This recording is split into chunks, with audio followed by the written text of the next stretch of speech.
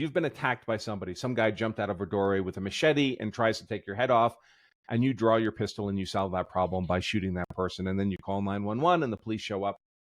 What are they looking at? They're looking at a guy who's been shot by you, right? That's going to be probable cause for some use of force criminal charge that you now need to justify as lawful self-defense. So self-defense as a legal defense is often referred to as a defense of confession and avoidance, because what you're not saying in a self-defense case is you're not saying, it wasn't me, I didn't shoot that guy.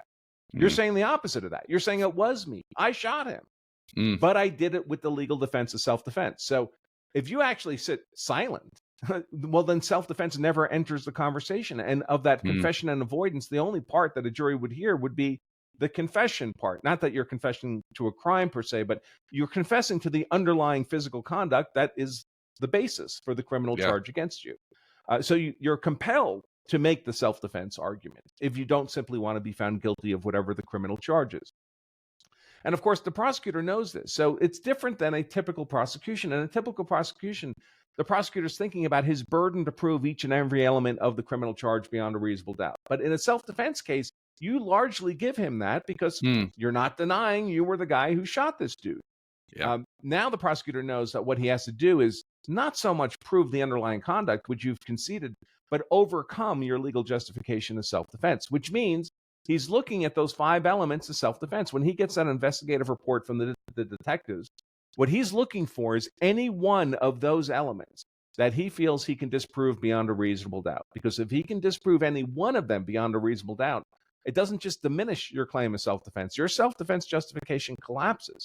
It goes away. And then all that's left of confession and avoidance, again, is the confession part. And that's a pretty easy conviction. That's a good point. So in your experience, I mean, again, we went through the elements, and that could have been a podcast episode just in and of itself, but I highly, recommend your book. And even that PDF download you've referenced. I'm a lawyer. I've downloaded that thing and used it. I found it very good and helpful. So I highly recommend people download that and study it.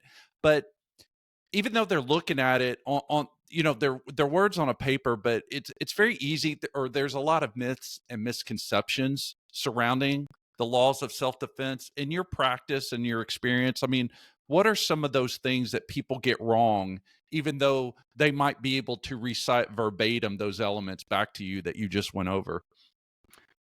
Yeah, I mean, one of the most common questions I get is, which of the elements do people screw up the most?